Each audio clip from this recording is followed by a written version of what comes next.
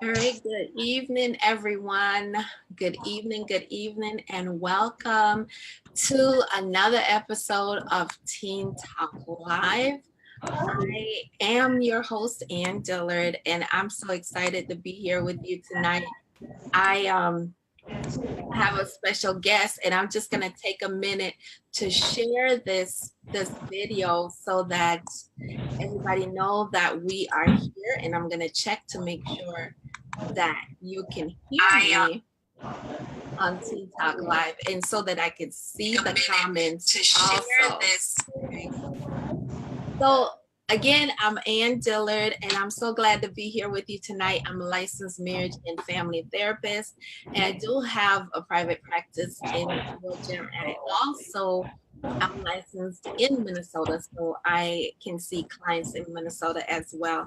So this month, the month of October, is all about domestic violence awareness. And we have so many domestic violence come in so many different forms. And so I, want to make sure that we take some time to look at the different forms that domestic violence take. Hey, Cassie. Hey, Nikki. I'm so glad you all are here. Share the video out so other people can get this information. Because tonight, hey, babes, thanks for joining. Tonight, I'm excited that I have one of my colleagues here with me, Miss Stephanie Davis, and she's an author, and I'm going to have her talk about her book as well, her books as well, and we're going to have this conversation about teen parent abuse and what that looks like. So if you think there's somebody who, you think could benefit from this information, tag them in this video, share the video out, because tonight we're talking about teen parent abuse. When does it stop being discipline and becomes abuse?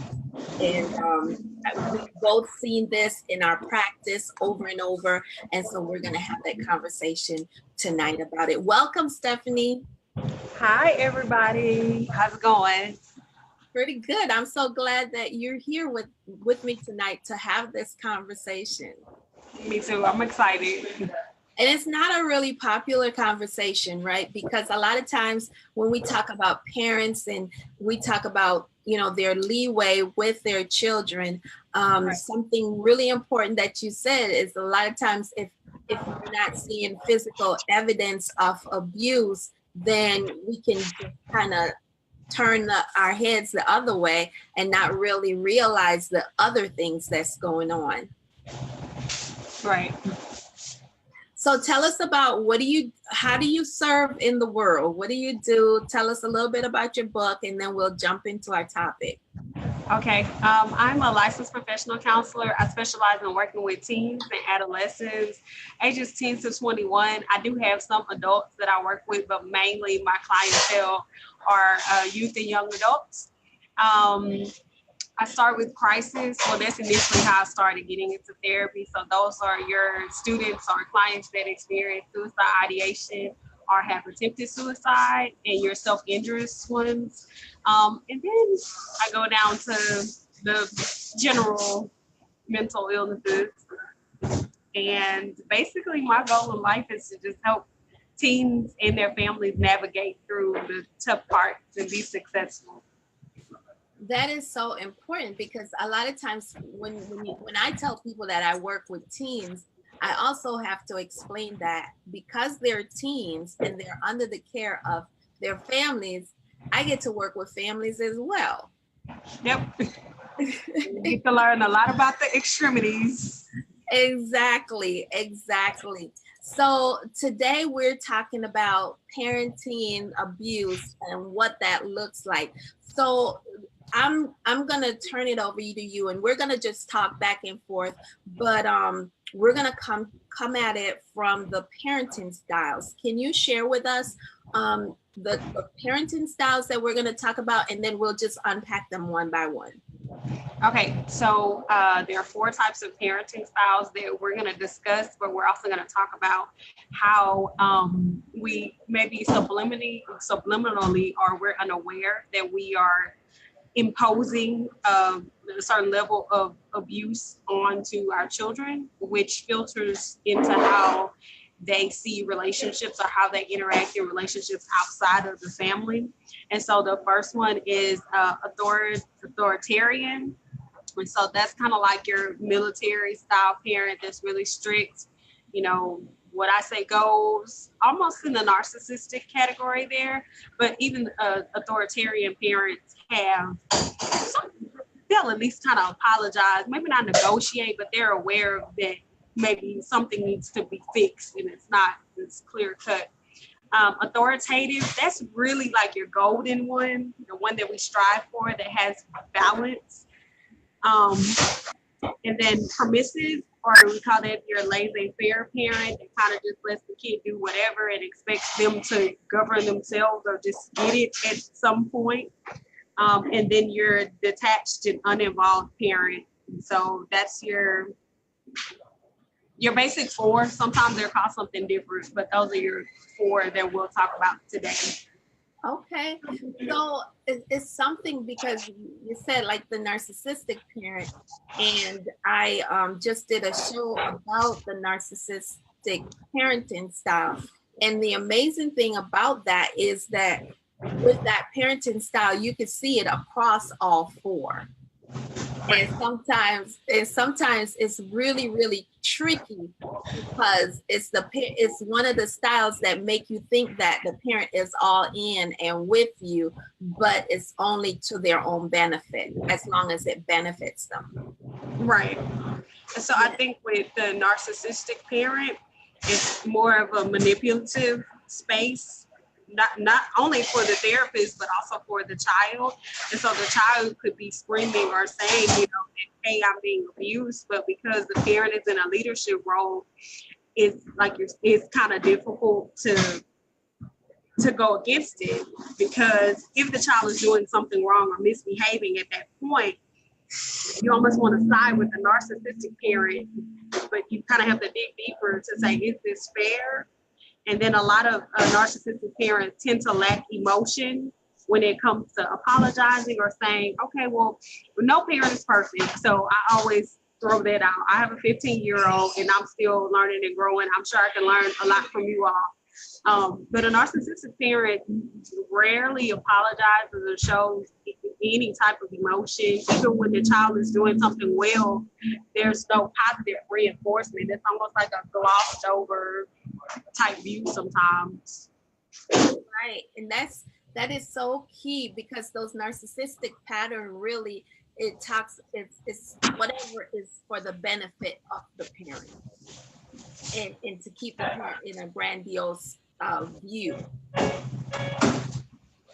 And I think sometimes with the narcissistic parent, kids either react on one extreme. Either they tend to start behaving that way. They'll start, you know, okay, I'm not going to show emotion because if I show emotion, nobody's really going to care. So that's when you have the children kind of being more inward, and you get your depression and you get kids bottling up things because they're not allowed to express their emotions, or they feel like if they do, they don't know what appropriate emotion to express to get the reinforcement, either positive or negative. So sometimes you'll have kids that will start acting out just to say, I mean, show me something. What can I do? Give me something to work with.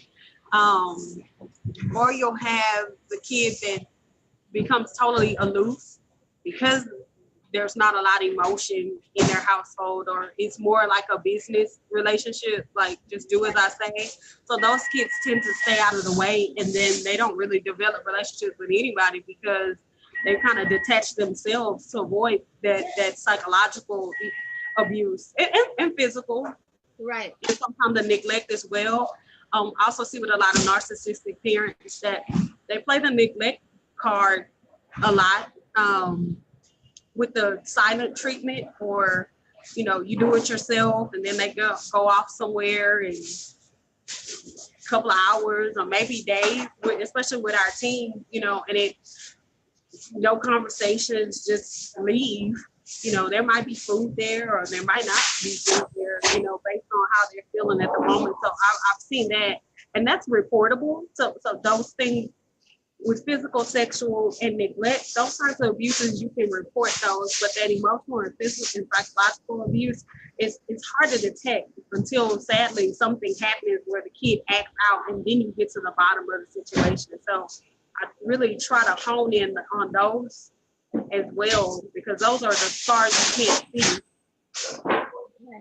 It's hard to really pinpoint those when there's no physical scars or no nothing physical that you can go on. Right. So okay, so let's talk about the which one is the authoritative? Okay. Authoritative, that's kind of your golden strand, the one that everybody strives to be. Again, I also do parenting classes, but I throw this disclaimer out, and I'm not trying to go into anybody's households, and like nobody's perfect. We're all growing together, like it's a process. Authoritative parents is kind of where you have balance. And so that's the goal, because you want to set clear expectations for your kids, and you also want to give them the independence to grow. Usually with discipline, it's fair, it's equal to the crime or the misbehavior. So you get a balance of positive and then you also include your child in some of the problem solving, to where you have a healthy balance in the relationship. Whereas with authoritarian, that's just the takeover. You do what I say, and those are the ones where you'll have a lot of physical or some physical abuse, your emotional, psychological abuse, and then some neglect there. Yes. So there's the difference between the authoritarian and the authoritative. The authoritarian is like tell you what to do, and the authoritative is like invite you to be a part of that process. And then we have the permissive, right? Yes. So your permissive is, we call it the caution zone. Okay, so this is how I teach. So authoritarian is like your red zone. That's like your stop, you're crushing your child zone. Authoritative is like your green, go.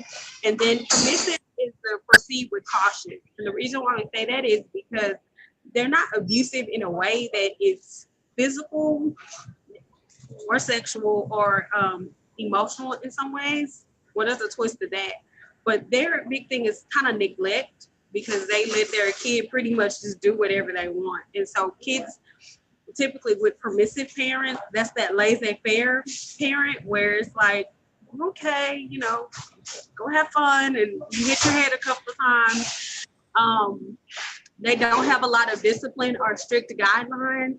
And sometimes, like I was saying, based on how we were raised, we tend to either raise our kids totally different or the same way we were raised. And so with the permissive parents, some of those parents have experienced something in their life. Maybe they were poor, or maybe they grew up in abusive homes or authoritarian homes. And authoritarian is not always abusive, so I don't want to put the two together, but strict homes. And so they say, well, whenever I have my kids, I'm not going to be like that, but they tend to be too loose. And so those are your kids that can be manipulative in some ways, because they see that there's a soft spot that their parents might have. If their parents have money now, they might feel like, oh, okay, well, I know my mom was poor and I know she doesn't want us to grow up that way. So can I have your credit card? And so that mom might be like, okay, go shopping and enjoy yourself. But kids are smart. And so some kids will take advantage of that because they know that their mom or their parent has that soft spot or has become permissive in that way, just to kind of let them do whatever. So in some point, what you're saying, at some point, the permissive parent might even be parenting out of guilt. Right. So sometimes they're projecting how they grew up to kind of make up for what happened in their lives as a child. They kind of just are a little bit more nicer to their kids, so to speak. Right. But in any parenting style, the key really is having appropriate boundaries. Right. And there's no boundaries with permissive. It's just, Right. And you're, so Joseph he said, interesting. I don't think I consider a permissive parenting style as abusive.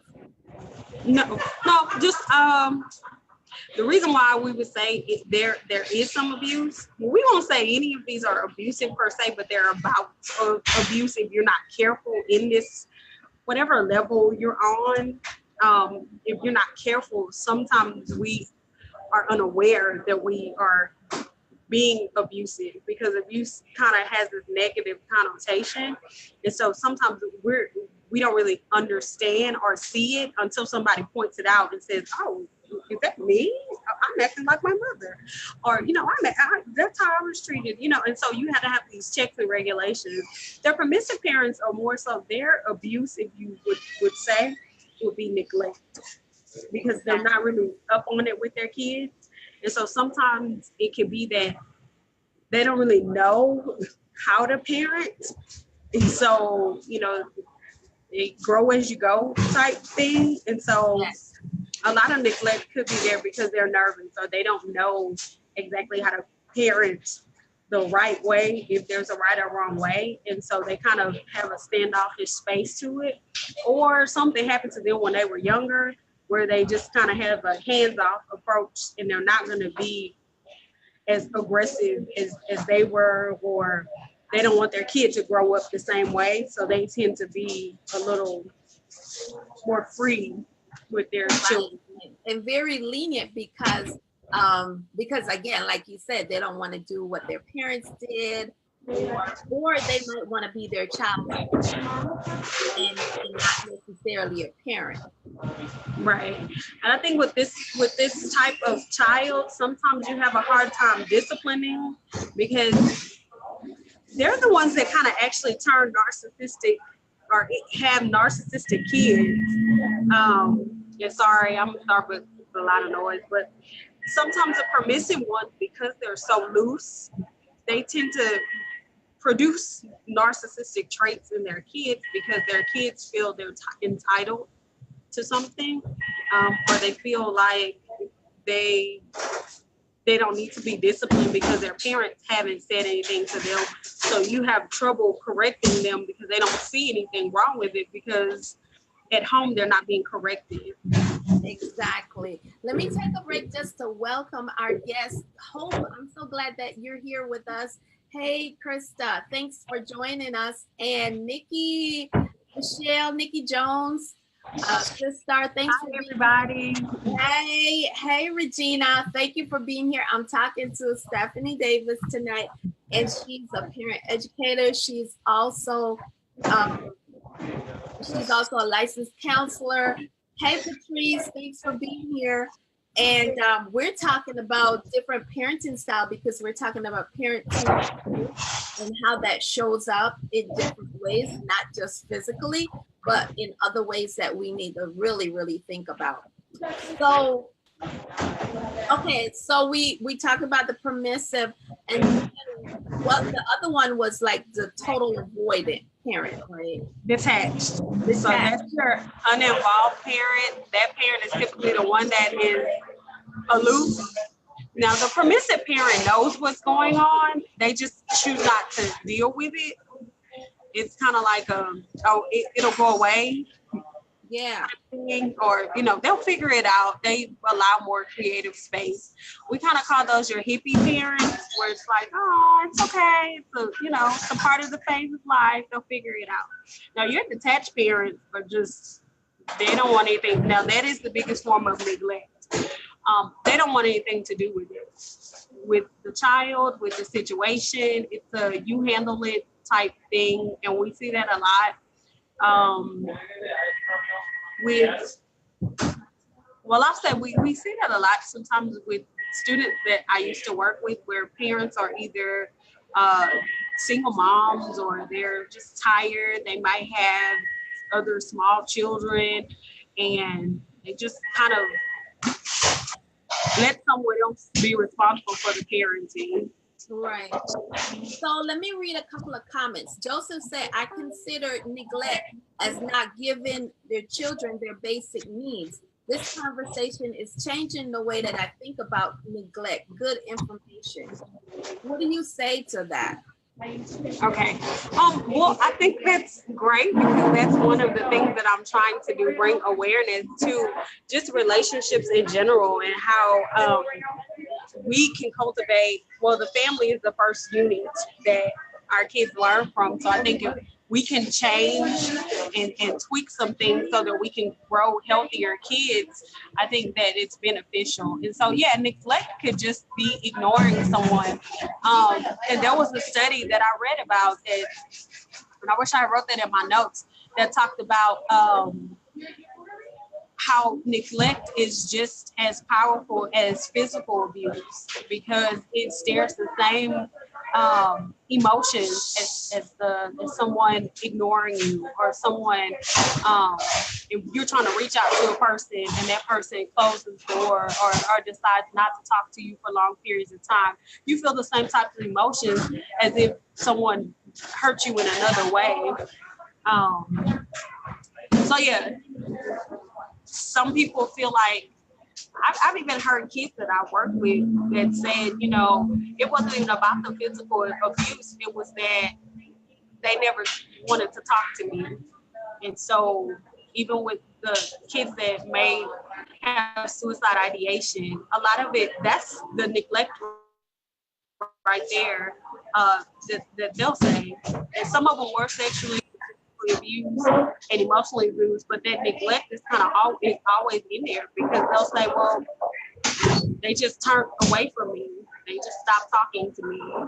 And so with teens, that's a big thing, not being heard. If you're not listening to them, that's like a total, either they're going to act out to get some type of attention or they're going to find the attention elsewhere. But, you know, with our kids, you can't neglect, like that's high on the list. You have to find some way to pay attention and let them know that you're attentive. And I know our lives are busy, but that's number one. That's so true because that, you know, a lot of times when I have teenagers come in, they'll come in for one issue, but it turns out that they feel like they don't belong, they feel ignored, they feel neglected. You know, their basic needs are met. They have their food, they have shelter, they have clothing, but that sense of belongingness is not there. Right. That social, and especially for your, well, I mean, really at this point, everybody, even if you think about social media, they say people who are on social media are the most loneliest people. Everybody's reaching for authentic connections, even with adults. And so with our kids, they're looking for, like you said, a sense of belongingness. They're trying to find friendships, find out who they are in the process of that. And so at this point, that attention, and that's why sometimes we have kids who are going in the wrong direction, seeking attention. You tend to have your group that cuts, and so they form a cutter clique. You'll notice middle school and high school, that's when everybody will start getting in cliques, trying to figure out who they associate with. In elementary, everybody is like one big circle, duck, duck, goose, we all play together. And then middle school happens, and you try to find people of your interest or people who will just pay attention to you. So you'll notice a lot of kids that get in trouble or a lot of kids that get in gangs, they'll say, oh, these are the people that paid attention to me. And so it wasn't necessarily that they were looking for a friendship in that way, but that's the people that showed them love. Right. And yes. And Mickey Jones says rejection is a real part of neglect. And that is so Yes, true. And I so, agree. so we're talking now about we're on the last parenting style, the avoidant, right? And so for the avoidant, I think that, and I had discussed this in one of my groups, I think that part of that, you know, a lot of times when we have parents who are on drugs or use some kind of substance or the chemicals, they can become avoidant as well. That's true. So predominantly that's your detached group, or you'll see a lot of young parents who will have either grandparents or another guardian take over the parenting role, and so that they can live their life. And so a lot of times your detached uninvolved parents are similar to your permissive ones in the way that either or your narcissistic ones, either in the way that they cannot emotionally connect because they haven't reached that level of maturity of parenting or just building relationships that way or connecting in that way, or either their parents were like that. And so then this whole thing about cycles, and that's one of the reasons why it's important to recognize what part of the cycle you have and how you can change it. Because a lot of times we'll say, oh, we have generational curses, but we can stop that when we figure out what it is that we're doing that we can fix to kind of make things better along our lineage. But your detached parent typically either was not shown how to have that type of commitment or love, or like you said, they have some type of barrier, either substance abuse, or they're incarcerated, or there's some type of factor that they've decided that it's better that someone else take on the parenting role. I've seen that happen. Right. And Mel Savage says, yes, too many grandparents are raising kids. And you know what? That is so true. But here's the other part of that. Sometimes grandparents get so excited about becoming grandparents that they take on the parenting role. That's true. That's true. And the cycle repeats. Yes. And it's so damaging to the child, right?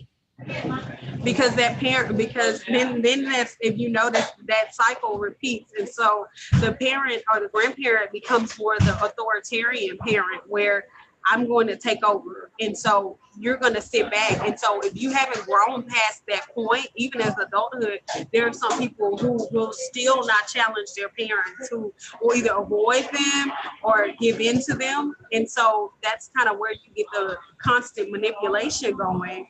And so then, and I've been almost in this situation with an aunt, because I had my daughter when I was 21. And it was in my last year of college, and she said, hey, well, let me just raise her for you. And it started off, where she would keep her a little bit, and then it was like, no, she's just gonna stay here. And that was kind of that authoritarian, like, and so I had to say, oh, no, I don't mean to be disrespectful, but that's my child. And we kind of had a little slight tug of war, like, give me my child. But if you don't break those barriers, you do tend to feel a weakness. And so a lot of times you'll see broken homes in that way, because they'll give the first child up to the grandparent, and then they'll have another family or another child and raise that one. Like, okay, I already gave you one. My new family, I'm going to keep my kids. So then you have division between the brothers and sisters. Like, this person's staying with granny, and then, well, why I can't come over, and you have a whole big ball of, let's explain why.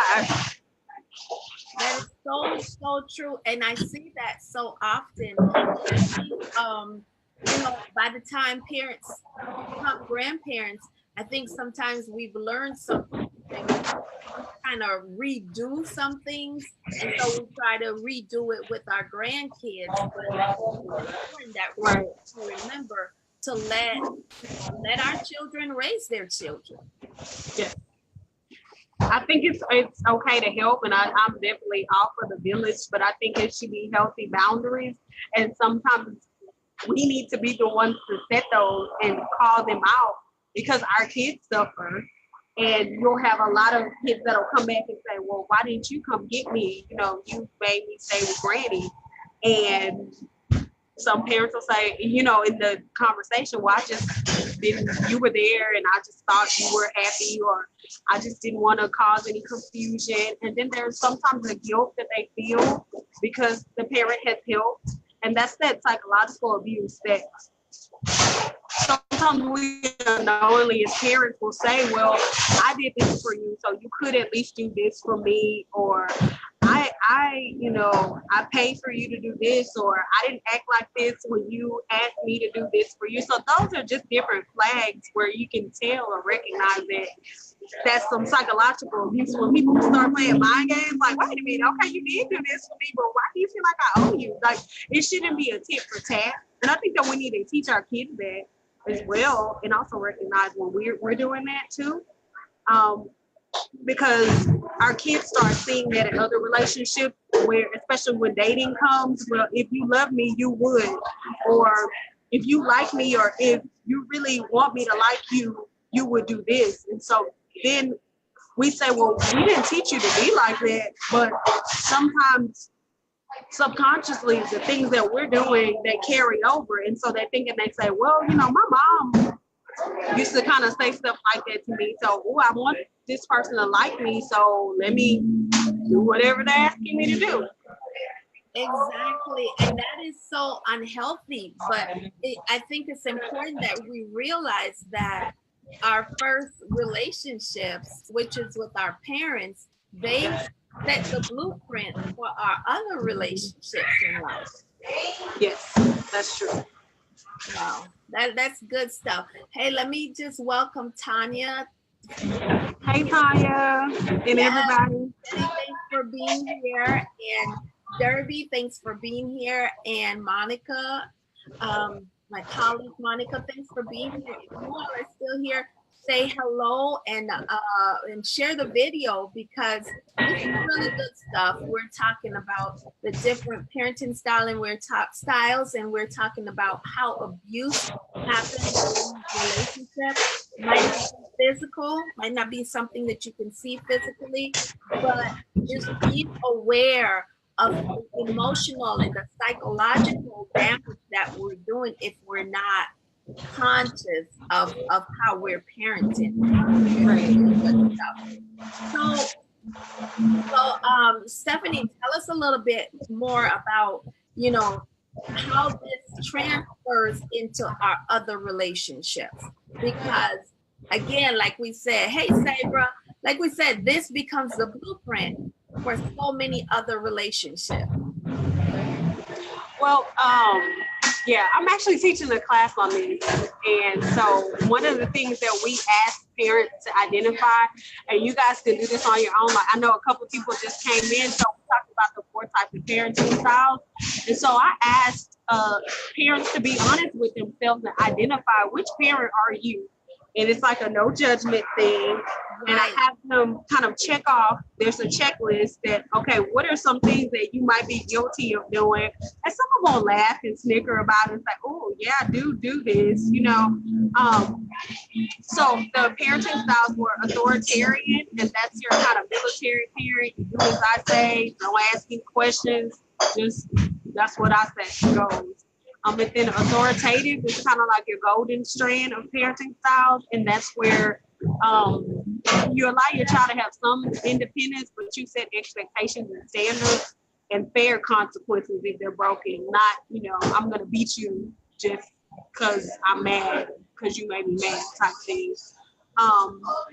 Permissive is your laissez-faire. That's the one that kind of just lets the kid raise themselves in hopes that they'll figure it out along the way at some point. And I do want to say this about permissive parents and what separates them from the detached and uninvolved. They will speak up, but it's like at the very end, like I've seen cases where the kid has went to juvenile and they're in court and they're like, okay, well, you can get out if you take these classes. And that's when they kind of speak up and say, hey, it's gone too far. Now, they will speak up, but it's like, end of the road. And then your detached or uninvolved parent is the one that is just has let everything loose. They typically have some type of substance abuse issue, or either they weren't ready to be parents. And so those are your ones that let somebody else take over, or this is where you get your biggest form of neglect. And it's more so emotional neglect, and physical, but it's not your physical abuse. It's just your physical neglect where that person is just not there. They checked out. of parenting. And sometimes that's the hardest thing, you know, it's to have somebody present but not available. Right. And so that is a form of neglect in terms of abuse, to be there and not. I remember someone said, I thought neglect was having them not have their basic needs. One of the basic needs is love and affection and attention also. So I think Maslow's hierarchy, but when a kid doesn't have that, they're not fully nurtured. So you can give them food, but if you're, giving them food and then you're not giving them what we call the soul food, the attention that they need to actually grow inwardly, emotionally, and mentally, then there's a deficit there. So anytime there's a deficit, there's a form of abuse, which in this case would be neglect. Yes.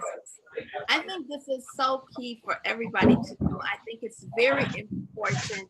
And I'm so glad that we're having this conversation.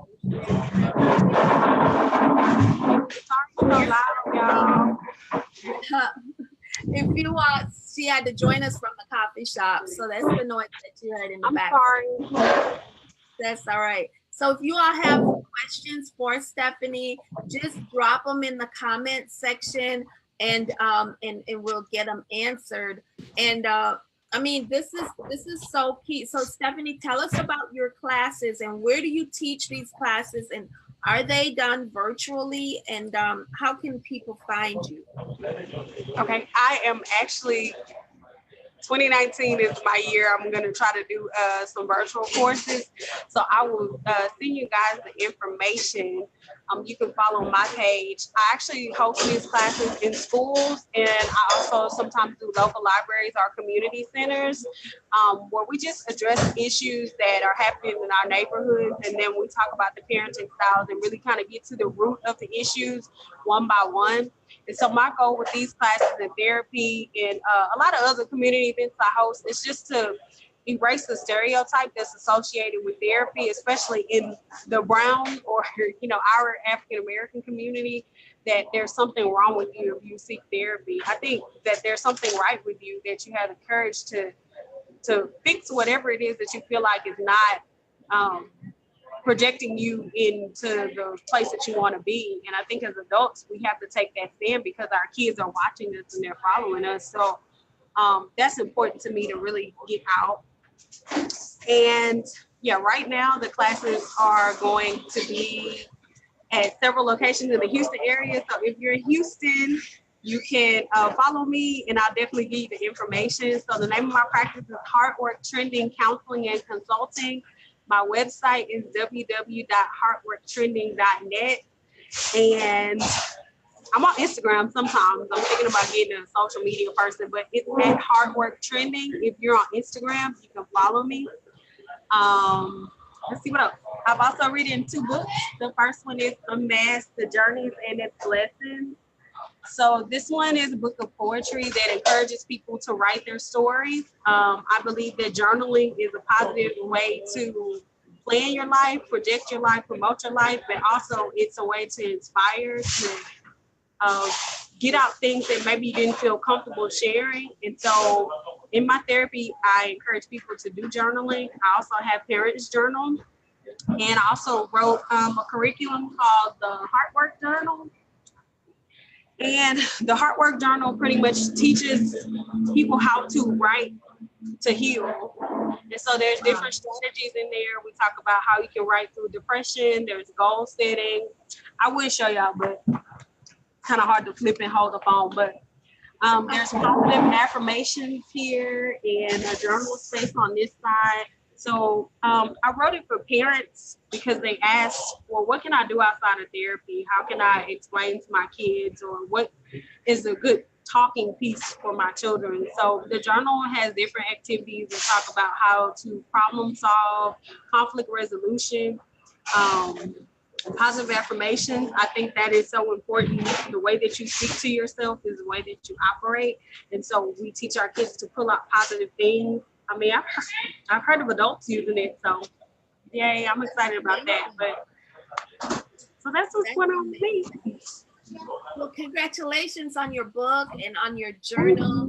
And when we're done, if you would put the link in the comment section so people can find you on your website, on your Instagram site, so they can have the link to your books as well. That would be so amazing. Okay.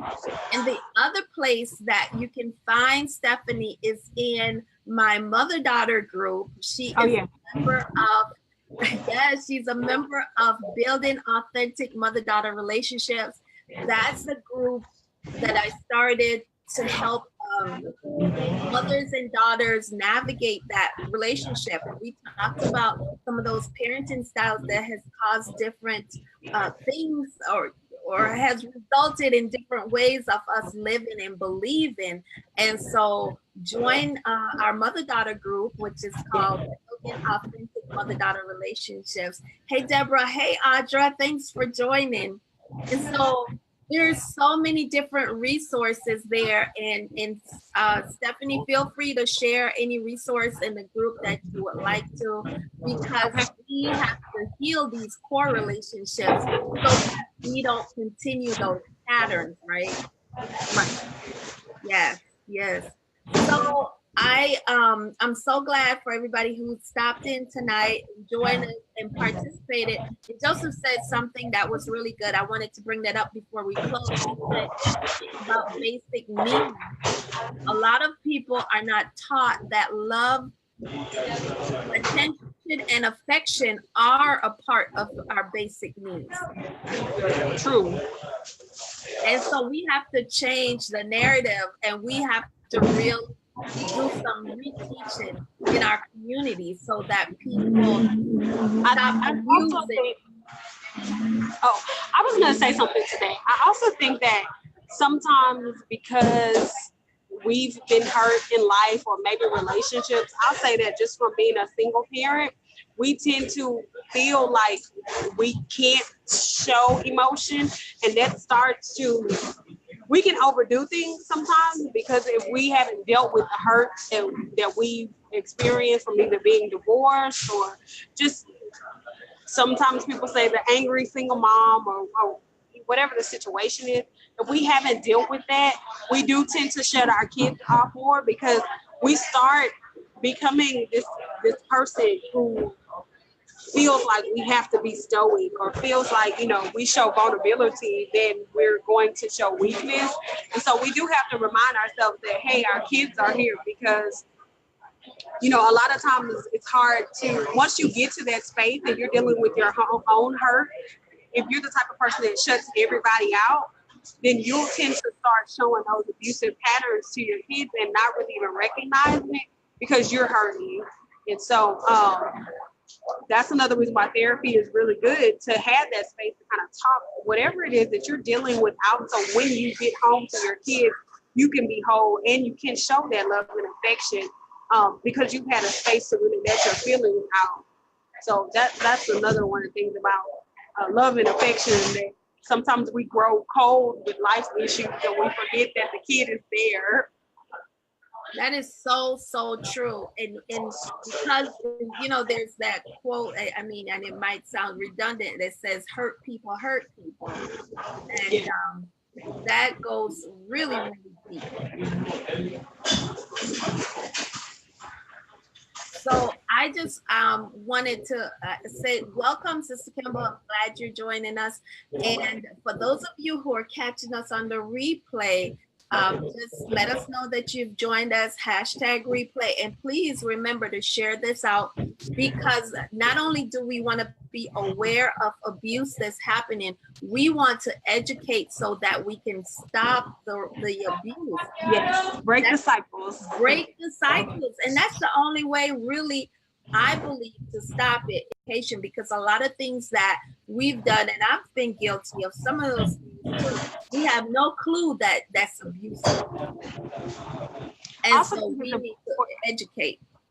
Yeah, I also think it's important that I guess we come from an authoritative space, that you allow your kids. Sometimes we get offended when kids, I guess, read us, but I think if they're doing it in a respectful way, I always try to have a comfortable space where my daughter can say, okay, mom, you know, I didn't say anything about it yesterday, but this really bothered me, or I felt this way. And sometimes I guess older parents, or not only say older, but sometimes people get offended when a kid corrects them. And even in education, I've noticed that, like, if a student says something, a teacher feels automatically offended because I'm the one that's in control. But in order for you to build strong relationships, this is the person that is being affected by it. So they should have a voice. And I think in our community, it started off where we were being silenced, you know, say in a child's place. And so we harbored a lot of resentment or a lot of not being able to deal with emotions because we weren't allowed to. It was like, go in your room, or, you know, go find you something to do.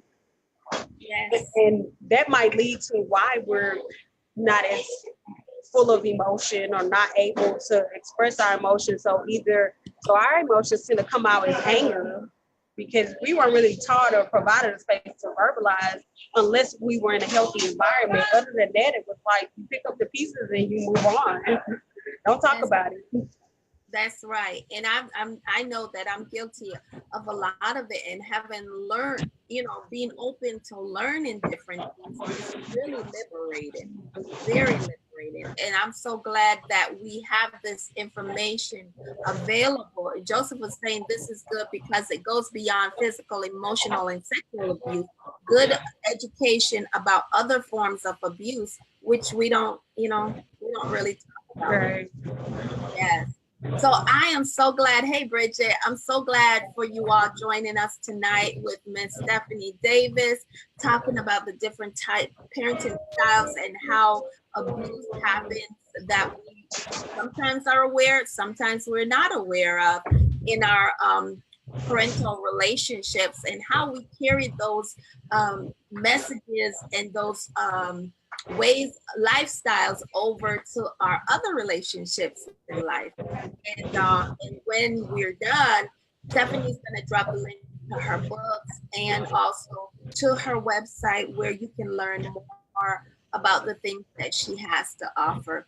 But I'm just going to say good night for now, and thank you all so much for joining. It's been a pleasure serving you. And this month we're celebrating, we're acknowledging National Domestic Violence Awareness Month. And so look for very interesting topics coming out. We're going to be talking about teen dating violence. We're going to be talking about battered men. And then I'm teaching a workshop on the 23rd that's called Healthy Relational Messages. How do you change the negative messages that you've been given to make sure to replace them with healthy messages, which leads to healthier relationships?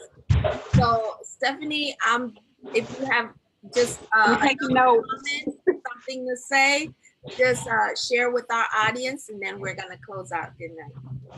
Well, first of all, I want to say thank you so much for this opportunity. Thank you all for listening. And if you have I'm in Texas, but if you happen to be here, I would love to connect with anybody to save the world. And thank y'all. All right, everybody. Thank you for joining. Remember to share this video and help educate our community. Have a good night. Catch you next time. Good night.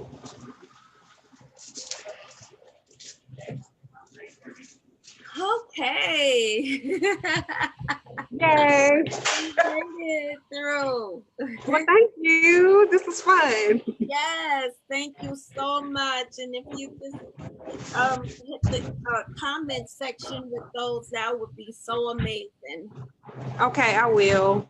Yes. Yeah, because I couldn't see the comments. I was like, I'll try to respond if I can see it on Facebook. Yeah, I think once you go in, you'll be able to see them. Okay. And then drop the links and your website and stuff. Okay, I will. Thank you. I enjoyed this. I hope. What you said? I hope there were some takeaways. I think those were really good. He said I'm still on.